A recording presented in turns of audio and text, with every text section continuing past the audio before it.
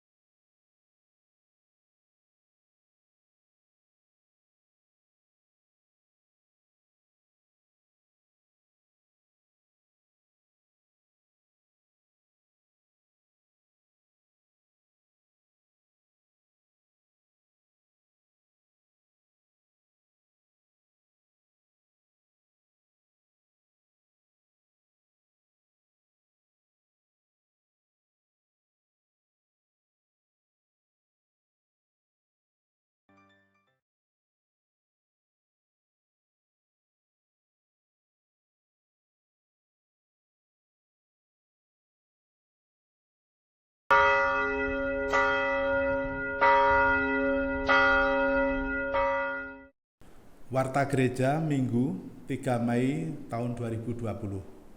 Segenap Majelis Gereja Kristen Jawa Klaten mengucapkan selamat beribadah kepada segenap jemaat Gereja Kristen Jawa Klaten. 1. Ibadah Minggu di rumah. Sehubungan dengan perkembangan pandemi COVID-19, maka untuk sementara ibadah diadakan di rumah masing-masing sampai pada akhir Mei. Ibadah minggu selanjutnya akan diatur kembali setelah memperhatikan situasi dan kondisi. Adapun liturgi tuntunan ibadah di rumah dibagikan melalui majelis pengasuh blok masing-masing, dan video tuntunan akan dipersiapkan oleh bidang ibadah beserta tim multimedia GKJ Klaten. Mohon perhatiannya. 2. Hasil sementara celengan aksi puasa. Jumlah sementara penghitungan celengan aksi puasa dari 128 celengan dan 13 amplop persembahan aksi puasa yang kembali ke kantor Gereja Kristen Jawa Klaten. Adapun persembahan yang terkumpul ada Rp16.569.400. Majelis mengucapkan terima kasih. 3. Berita duka. Telah dipanggil Bapa yang di surga, Ibu Temu Rikiyati, warga Blok 3, pada hari Kamis tanggal 23 April tahun 2020, dan telah dimakamkan di Semarang. Majelis beserta jemaat Gereja Kristen Jawa Klaten turut berduka cita. Majelis Gereja Kristen Jawa Klaten mengucapkan selamat ulang tahun kepada jemaat yang berulang tahun pada minggu ini. Majelis mengucapkan terima kasih. Demikian warta gereja kami sampaikan. Warta selengkapnya dapat dibaca di Warta Lipat. Selamat mengikuti ibadah, Tuhan memberkati. Jemaat yang terkasih, marilah kita mulai ibadah hari ini dengan menaikkan pujian kepada Tuhan. Kita nyanyikan Kidung Jemaat 15, bait yang pertama, Berhimpun Semua. Berhimpun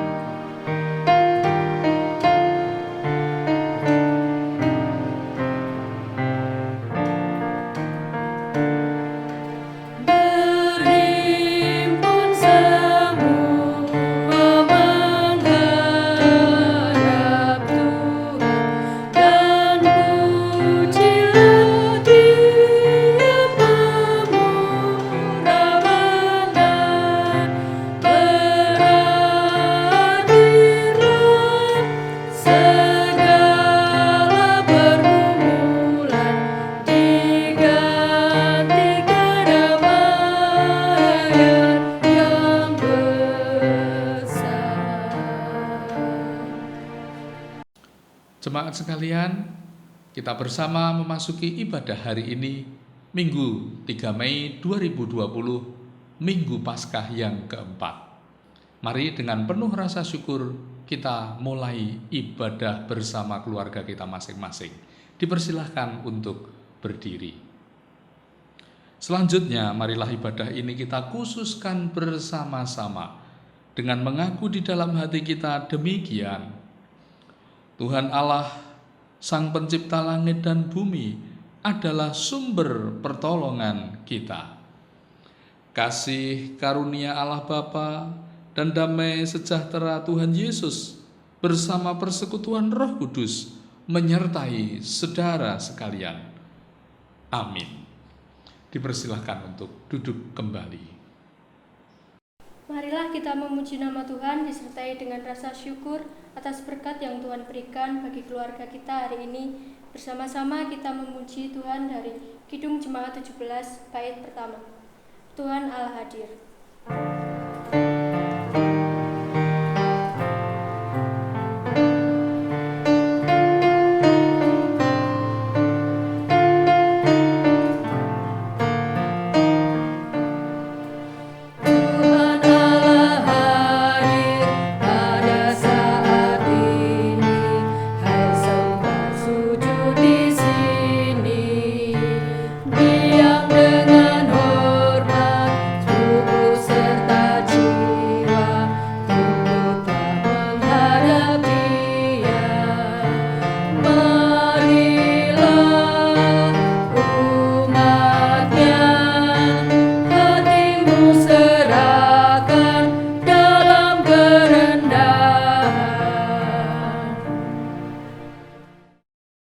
Saudara sekalian, tiba waktunya kita akan memohon pertolongan Tuhan di dalam doa untuk memulai ibadah ini agar dari awal sampai akhir di dalam pertolongannya. Mari menyatukan hati berdoa pembukaan bersama-sama. Kami datang dengan segala syukur kepadamu Tuhan Yesus yang sudah memberkati kami menjalani kehidupan sehingga kami boleh meninggalkan 1 pekan dan bahkan memasuki bulan yang baru di tahun ini, bulan Mei. Kami akan beribadah bersama orang-orang yang kami cintai, bersama umat-Mu sekalian, dari anak-anak kami, para pemuda, remaja, orang tua kami sekalian yang ada di kota kami Klaten maupun sanak saudara yang berada di tempat-tempat lain, turut serta dalam tuntunan ibadah melalui online ini. Tuhan memberkatinya.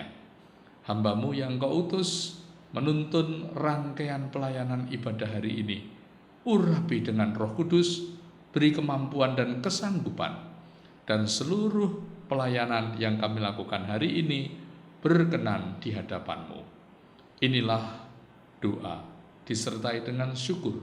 Berkatilah jalannya ibadah ini dalam nama Tuhan Yesus. Amin.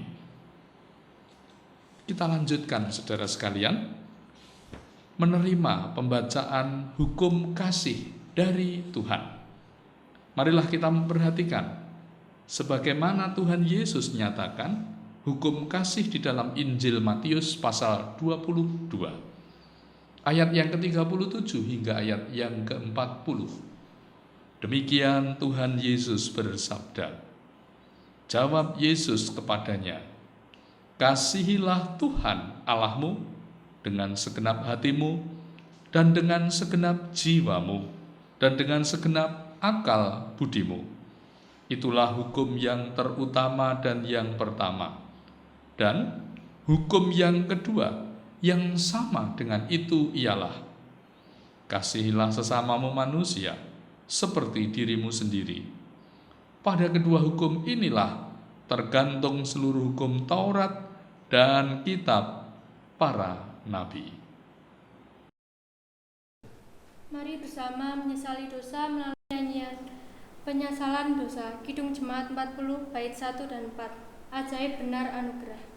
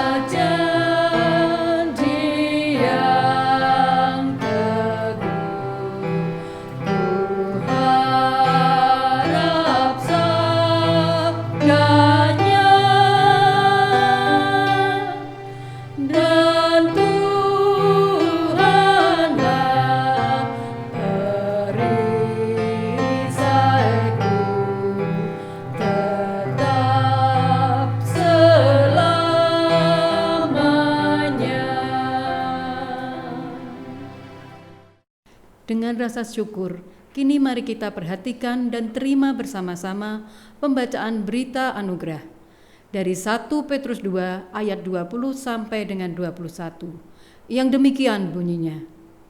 Sebab dapatkah disebut pujian jika kamu menderita pukulan karena kamu berbuat dosa? Tetapi jika kamu berbuat baik dan karena itu kamu harus menderita, maka itu adalah kasih karunia pada Allah. Sebab untuk itulah kamu dipanggil, karena Kristus pun telah menderita untuk kamu dan telah meninggalkan teladan bagimu, supaya kamu mengikuti jejaknya. Serta petunjuk hidup baru yang bacaannya diambil dari Kisah Para Rasul 2 ayat 41 sampai 42 yang demikian bunyinya.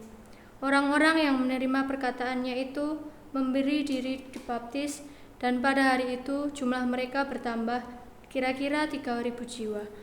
Mereka bertekun dalam pengajaran rasul-rasul dan dalam persekutuan, dan mereka selalu berkumpul untuk memecahkan roti dan berdoa. Demikianlah berita anugerah dan petunjuk hidup baru dari Tuhan. Saudara-saudara, anak-anak, para remaja dan pemuda, kita memanjatkan permohonan doa syafaat kepada Tuhan, baik berupa ungkapan syukur kita sudah diberkati selama sepekan yang kita lewati, maupun juga permohonan doa keselamatan, ketentraman, dan juga pertolongan dari Tuhan untuk pribadi, keluarga, gereja, bahkan bangsa dan negara. Untuk itu, dengan segala keyakinan, mari menyatukan hati kita berdoa syafaat bersama-sama. Kembali kami datang kepadamu Tuhan Allah dalam ungkapan doa syafaat untuk menyatakan syukur Tuhan telah mengaruniakan kepada umat-Mu perlindungan, ketentraman, keselamatan atas tubuh jiwa raga kami selama seminggu yang boleh kami jalani beraktivitas di tengah keluarga dengan segala upaya dapat terbebas dan terhindar dari wabah corona. Kami mensyukuri sampai dengan hari ini kami merasakan kasih Tuhan turut menyertai kehidupan kami. Terbukti kami diberi sehat, kami diberi ketentraman hati, kami masih diberi kesempatan untuk bersekutu beribadah kepada Tuhan bersama orang-orang yang kami kasihi, baik itu orang tua bersama dengan para anak-anaknya, baik itu anak bersama dengan sesama anggota keluarganya. Kami juga bersyukur jemaat-Mu di tempat ini melalui majelis gereja yang ada telah menyediakan sarana untuk beribadah melalui peribadahan keluarga-keluarga, tayangan lewat online yang dapat disaksikan oleh setiap keluarga, maupun lembar-lembar liturgi yang telah diterbitkan. Tuhan memberkati, menjadi sarana kami tetap merasakan kehadiran Tuhan. Dari peristiwa ini kami menyadari betapa Tuhan, Engkau sangat kami perlukan untuk menata dan menjalani kehidupan kami ini, supaya kami selalu beroleh keselamatan, kedamaian, dan ketentraman. Dengan beribadah, kami boleh mengungkapkan isi hati kami dalam doa, memohon perlindungan dari Tuhan dari segala godaan cobaan. Demikian pula menerima tuntunan kehidupan berupa firman Tuhan. Selanjutnya, berkenanlah ya Tuhan, Engkau mendengar seru doa syafaat kami. Kami bersama umat-Mu memanjatkan doa untuk kehidupan gereja-gereja Tuhan di seluruh penjuru bumi ini, yang mungkin menghadapi wabah virus corona, semua menghadapi dengan caranya, di mana peribadatan tidak lagi dapat dilakukan sebagaimana umumnya pada saat-saat situasi normal. Kami harus memodifikasi, menemukan makna arti beribadah kepada Tuhan. Gereja bukan sekedar gedung yang diisi kedatangan orang. Gereja bukan sekedar aktivitas yang begitu padat menyita pikiran, tenaga, dan waktu. Namun kehidupan gereja adalah relasi batin yang mendalam antara pribadi umat dengan Tuhan Untuk itu biarlah penghayatan ini kami kembali disegarkan, menghargai setiap jengkal waktu yang Tuhan beri untuk mempersekutukan hidup kami dengan-Mu, ya Tuhan. Kami juga mendoakan pertumbuhan iman kami tetap teralami, semakin mensyukuri, menghayati arti hidup sehat, arti hidup terhindar dan terbebas dari sakit. Semua karena Tuhan yang memberikan kepada kami. Kami juga berdoa syafaat saat ini, memohon berkat untuk umat-Mu yang dalam keadaan berduka. Dalam minggu ini ada sanak saudara kami karena keterhilangan anggota keluarganya. Kami bawa dalam doa keluarga Ibu Temu Rukiati, di mana hamba kekasih-Mu Ibu Temu Rukiati berpulang ke hadapan Tuhan pada hari Kamis 23 April 2020 yang lalu di Semarang. Anak yang ditinggalkan, menantu dan para cucu dari mendiang Ibu Temu Rukiati, kami mohonkan berkat kekuatan dan penghiburan.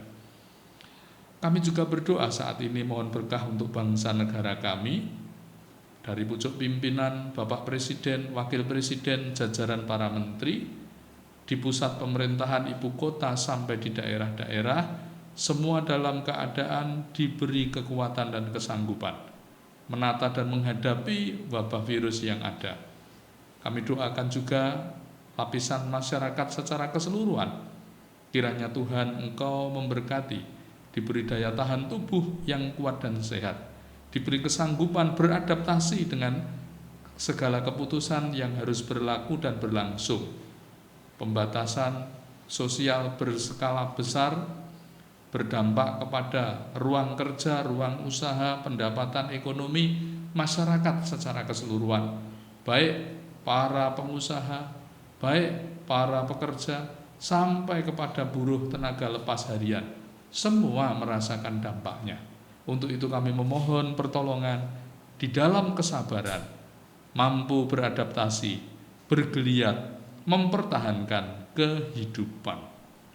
Tuhan segera kaleskan, singkirkan dan bersihkan wabah virus corona dari muka bumi, dari bangsa negara kami, dalam pertolongan dan dalam kuasa Tuhan Yesus kami memohon dan mendoakannya.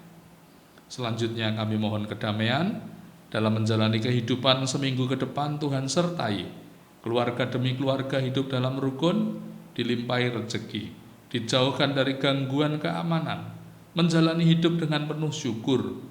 Baharuilah kasih kami kepada orang-orang yang ada serumah dengan kami, bercanda dengan sukacita, saling melayani dan memperhatikan, membangun persekutuan keluarga. Itulah maksud Tuhan membiarkan dan mengizinkan kami berminggu-minggu ini tinggal di rumah, bekerja di rumah, beribadah di rumah. Ampunilah segala dosa kesalahan kami, terimalah dan dengarkan semua doa syafaat ini. Dan sebentar lagi kami mendengarkan firman-Mu, tuntunlah dengan Roh Kudus, agar kami dapat mengerti isi firman-Mu itu dan menjadi pedoman serta kekuatan bagi kehidupan. Semua doa kami naikkan dalam nama Tuhan Yesus. Amin. Saudara sekalian, kita akan menerima pembacaan firman Tuhan yang pada kesempatan ini Minggu Paskah keempat. Dari bacaan Injil, kita terima Injil Yohanes pasal yang ke-10. Injil Yohanes pasal yang ke-10, ayat 1 sampai dengan ayat yang ke-10. Mari kita bersama perhatikan isi bacaan firman ini. Demikianlah bunyi Injil Yohanes 10 ayat 1 hingga ke-10. Firman-Nya, Aku berkata kepadamu, sesungguhnya siapa yang masuk ke dalam kandang domba dengan tidak melalui pintu, tetapi dengan memanjat tembok, ia adalah seorang pencuri dan seorang perampok. Tetapi siapa yang masuk melalui pintu, ia adalah gembala domba. Untuk dia, penjaga membuka pintu, dan domba-domba mendengarkan suaranya, dan ia memanggil domba-dombanya masing-masing menurut namanya dan menuntunnya keluar. Jika semua dombanya telah dibawanya keluar, ia berjalan di depan mereka, dan domba-domba itu mengikuti dia, karena mereka mengenal suaranya. Tetapi seorang asing pasti tidak mereka ikuti, malah mereka lari daripadanya, karena suara orang-orang asing tidak mereka kenal. Itulah yang dikatakan Yesus dalam perumpamaan kepada mereka. Tetapi mereka tidak mengerti apa maksudnya. Ia berkata demikian kepada mereka. Maka kata Yesus sekali lagi, "Aku berkata kepadamu, sesungguhnya akulah pintu ke domba-domba itu. Semua orang yang datang sebelum aku adalah pencuri dan perampok, dan domba-domba itu tidak mendengarkan mereka. Akulah pintu. Barang siapa masuk melalui aku, ia akan selamat, dan ia akan masuk dan keluar dan menemukan padang rumput. Pencuri datang hanya masuk, mencuri dan membunuh dan membinasakan. Aku datang supaya mereka mempunyai hidup dan mempunyainya dalam segala kelimpahan. Akulah gembala yang baik. Gembala yang baik memberikan nyawanya bagi domba-dombanya." Demikian bunyi Injil dari Tuhan. Berbahagialah saudara sekalian yang mau menjadi pendengar, merenungkan dan siap melaksanakan dalam kehidupan. Haleluya.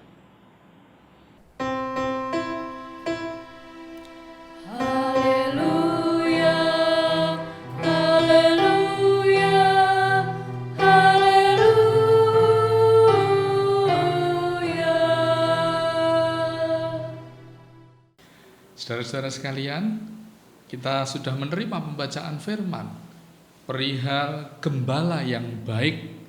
Apa yang kita terima dari Injil Yohanes 10 ayat 1 sampai dengan ayat 10, dan saya tambahkan di bagian akhir ayat yang ke-11. Akulah gembala yang baik. Gembala yang baik memberikan nyawanya bagi domba-dombanya. Terpuji nama Tuhan. Saudara, berbicara tentang statement akulah gembala yang baik dari Tuhan Yesus ini, mengingatkan saudara dan saya, ada lagu yang menceritakan tentang kegembalaan Kristus ini. Tidak ada kurangnya ketika kita mencoba menghayati isi syair lagu itu melalui pujian, di mana dalam syair lagu itu menceritakan siapa gembala kita. Tuhan adalah gembalaku. Takkan kekurangan aku. Ia membaringkan aku di padang yang berumput hijau. Untuk menjadi sarana pembuka, mari kita bersama bernyanyi, melantunkan lagu Tuhan adalah gembalaku bersama tayangan berikut ini.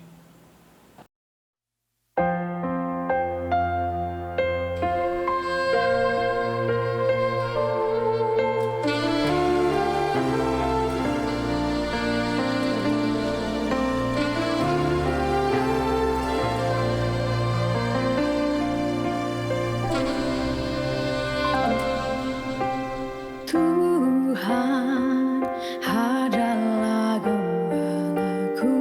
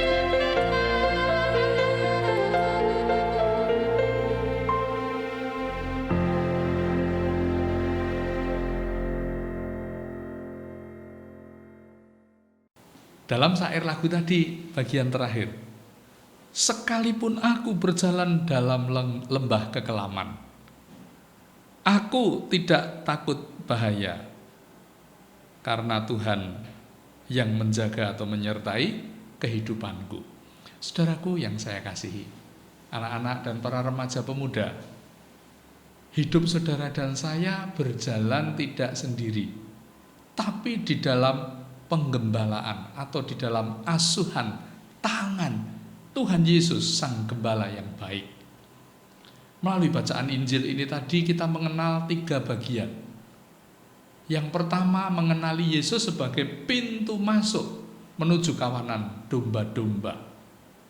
Yang kedua, mengenali Yesus sebagai gembala itu sendiri, yang datang, menegur sapa, mengenal dan menyebut nama domba-dombanya, menuntun dan menggiring domba-dombanya di tempat penggembalaan yang baik. Serta yang ketiga, kita belajar bagaimana kehidupan domba-domba yang digembalakan oleh Tuhan Yesus ini, sehingga ada suasana yang indah, tentram, sejuk, suasana yang nyaman antara domba dan gembala yang mengasuh atau memeliharanya. Satu persatu akan kita kupas, saudara-saudara sekalian. Yang pertama, menghayati keberadaan Yesus sebagai pintu. Aku berkata kepadamu, sesungguhnya siapa yang masuk ke dalam kandang domba dengan tidak melalui pintu, tetapi dengan memanjat tembok, ia adalah seorang pencuri dan seorang perampok. Tetapi siapa yang masuk melalui pintu, ia adalah gembala domba. Nah, siapa pintunya itu? Ayat 7. Maka kata Yesus sekali lagi, aku berkata kepadamu, sesungguhnya akulah pintu ke domba-domba itu. Penting dalam bacaan gembala yang baik, menghayati posisi Yesus dalam keberadaannya sebagai pintu masuk menuju kawanan domba itu. Di mana letak pentingnya? Dalam kehidupan perjanjian baru atau orang-orang Yahudi dan tradisinya, cara mereka menggembalakan kawanan domba tidak sama persis dengan apa yang saudara dan saya kenali menggembalakan domba atau angon wedhus di Klaten dan sekitarnya ini. Kalau di adat tradisi Yahudi, menggembalakan itu benar-benar pekerjaan khusus, berada di tempat penggembalaan padang gurun, sehingga binatang yang digembalakan, kambing domba ini, sedikit pun tidak pernah dibawa mereka pulang. Tapi kandangnya ya ada di tempat penggembalaan itu, terbuat dari tumpuan batu, bisa berupa menyerupai tumpuan batu melingkar. Dari seluas area penggembalaan, dia menggunakan sesudut untuk mengumpulkan kawanan kambing domba ini pulang ke kandang atau berbentuk persegi. Dan dinding batu yang dibuat melingkar atau persegi ini ada pintu masuknya. Antara kelompok gembala satu dengan kelompok gembala lain, semua punya kandang. Kita tadi berbicara tentang peran pintu menuju ke domba-domba itu. Ketika sore hari saat kawanan domba itu mulai dikandangkan, disitulah peran penjaga pintu atau peran pintu itu. Ketika ada kambing domba yang bukan miliknya, penjaga pintu atau pemilik kandang itu, mereka akan tahu bahwa ini kambing domba bukan miliknya. Di sisi lain, pintu juga berkaitan dengan tempat memperhatikan domba mana yang sudah masuk, domba mana yang belum masuk, berkaitan dengan cacah atau jumlah. Demikian pula pintu itu berarti kunci keselamatan atau keamanan. Begitu domba-domba ini sudah masuk ke dalam kandang melalui pintu itu, berarti mereka terjamin akan dijaga keselamatannya. Yesus mengalegorikan pribadinya dalam bacaan ini, akulah pintu ke domba-domba itu. Ayat yang ke-7. Yang kedua, Yesus juga menyampaikan dalam ilustrasi perumpamaan gembala yang baik ini, selain dia sebagai pintu dan penjaga pintu itu, Yesus juga menempatkan ayat yang ke-11, akulah gembala yang baik. Saudara-saudara, dari dua posisi yang diperkenalkan Yesus dalam perumpamaannya ini memberikan sebuah gambaran kehidupan domba-domba yang pintunya itu dijaga, yang penjaga pintunya itu adalah Yesus dan gembalanya adalah Yesus pribadi, memberikan suatu gambaran kehidupan harmonis, hawa tentram, hawa saling menghormati di antara gembala dengan kawanan kambing dombanya. Ayat yang ketiga, untuk dia penjaga membuka pintu dan domba-domba mendengarkan suaranya, dan ia memanggil domba-dombanya masing-masing menurut namanya dan menuntunnya keluar. Jika semua dombanya telah dibawanya keluar, ia berjalan di depan mereka dan domba-domba itu mengikuti dia karena mereka mengenal suaranya. Jadi gembala dan penjaga pintu yang baik, dia bisa menciptakan suasana tentram, dia bisa menciptakan suasana damai, bahkan berinteraksi atau berelasi yang karib antara gembala dengan domba-dombanya. Sampai-sampai digambarkan domba-domba itu mengenal suara si gembalanya. Pun sebaliknya, si gembala itu, sang gembala itu begitu rupa memperhatikan domba-dombanya. Ayat 3 saya ulangi ya. Domba-domba mendengarkan suaranya, dan ia, si sang gembala itu, memanggil domba-dombanya masing-masing menurut namanya dan menuntunnya keluar. Dua posisi Yesus sebagai pintu dan juga gembala yang baik melahirkan suasana penggembalaan yang penuh ketentraman dan kedamaian. Yang berikutnya, yang ketiga, kita mencoba mengkaji bagaimana perilaku domba-domba yang digembalakan oleh Yesus hingga memberi sumbangsih andil lahirnya suasana ketentraman dalam penggembalaan itu. Tidak saya ulangi, ada di ayat 3 dan 4. Sikap domba-domba saat digembalakan Yesus, yaitu mencerminkan satu, sikap percaya dan taat. Kemanapun diarahkan, kemanapun digiring, kemanapun gembala itu pergi, ya ke tempat itu pula domba-domba itu mengikuti jalannya sang gembala. Itu gambaran ketaatan. Itu gambaran kemauan untuk menuruti atau mentaati pimpinan. Suasana tidak akan damai ketika domba-domba itu tidak memiliki rasa taat dan hormat kepada sang gembalanya. Ini pelajaran sederhana tapi penting. Saudara dan saya hidup sebagai jemaat Tuhan di tengah kehidupan bergereja, tidak berdiri sendiri, tapi kita itu dikaruniai Tuhan untuk menjalin kebersamaan dengan adanya pelayanan gerejawi, mereka yang duduk dan memangku jabatan gerejawi. Ada penatua, ada diaken, ada pendeta. Dipercayakan oleh Tuhan di tengah kedudukan-kedudukan gerejawi itu umatnya, kawanan domba Allah dalam kehidupan saat ini, jemaat Tuhan yang ada di gereja.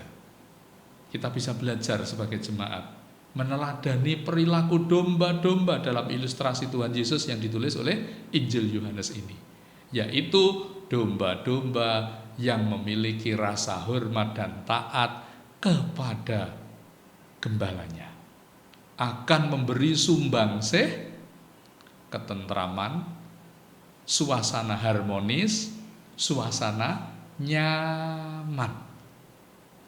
Selain hormat dan taat, apalagi yang ditunjukkan oleh domba-domba yang bisa kita pelajari untuk bisa memberikan dukungan, melahirkan dan menciptakan ketentraman di tengah kehidupan bersekutu, kehidupan bergereja. Di situ dituliskan dalam bacaan ini tadi, ya, domba-domba mendengarkan suaranya. Selain hormat dan taat, dia, para domba itu memiliki hati, memiliki telinga, mau mendengar, memperhatikan, menghargai, ya. Ada sifat dasar mau mendengar, itu artinya tidak balelo, tidak menuruti kehendak sendiri, tapi mendengar apa yang diamanatkan atau diperintahkan sang gembala. Kedamaian, ketentraman perlu sumbangsih aktif dari para domba yang digembalakan. Dari beberapa poin ini, mari kita rangkum menjadi sebuah pelajaran hidup. Terlebih lagi dalam situasi di mana PSBB mulai diberlakukan di sejumlah kota. Situasi di mana sosial maupun physical distancing berlaku, sehingga bekerja, sehingga beribadah harus dilakukan di rumah-rumah. Nilai-nilai menciptakan suasana damai antara gembala dengan domba dalam ilustrasi Yesus ini masih up to date kok untuk kita terapkan dalam kehidupan bergereja, berjemaat, membangun kehidupan sebagai kawanan domba Allah di muka bumi. Nilai-nilai ilustrasi yang disampaikan Yesus masih bisa kita terapkan. Untuk itu, modal yang dibutuhkan di antara kita supaya ada suasana kawanan domba Allah yang membawa ketentraman dan kedamaian di muka bumi ini.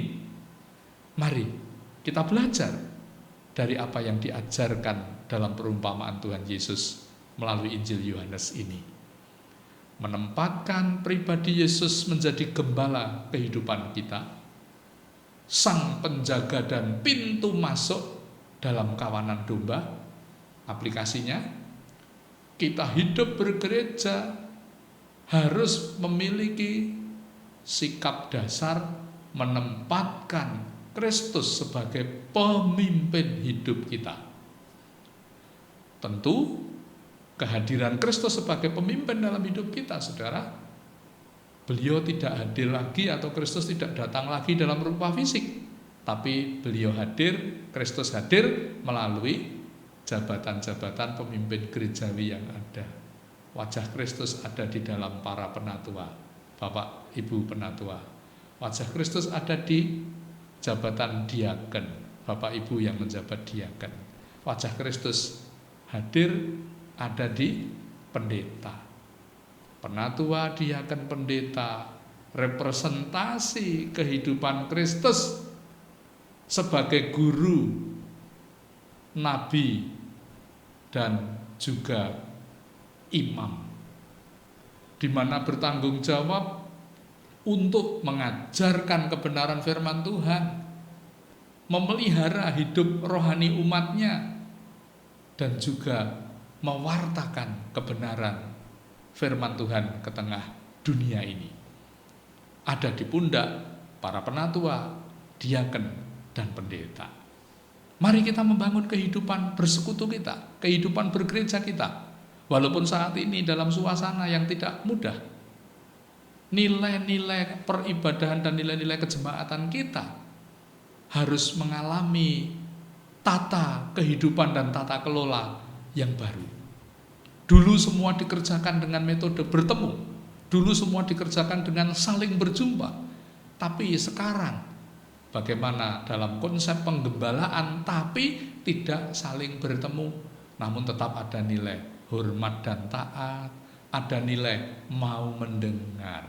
Itu dari sisi kewajiban tanggung jawab para domba. Di sisi lain, penatua, diaken, pendeta sebagai gembala, bagaimana bisa mengerjakan fungsinya menjadi penjaga pintu, menciptakan suasana aman, tetap mengenali nama-nama domba-domba yang dipercayakan atau jemaat yang ada, memberi perhatian yang mendalam, mendoakan, bahkan menjaga keselamatan.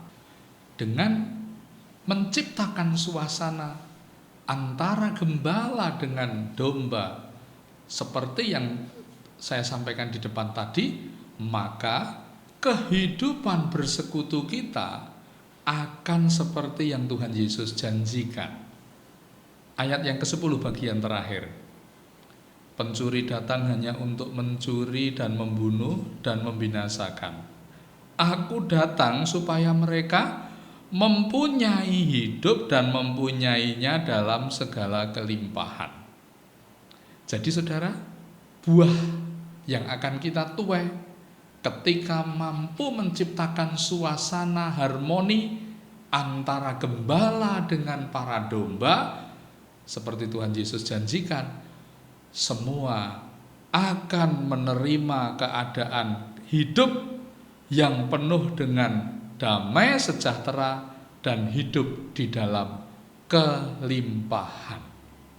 Semoga yang kita jalani dengan pola bergereja, pola berjemaat, pola beribadah dengan gambaran baru ini tidak merubah nilai-nilai relasi antara gembala dan para domba yang bisa menggapai kehidupan dan hidup dalam segala berkat bahkan kelimpahan.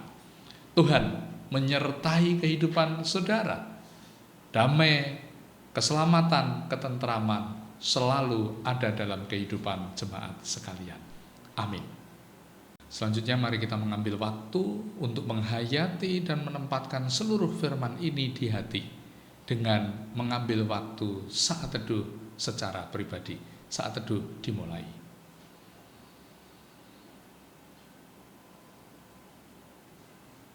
Dilanjutkan doa.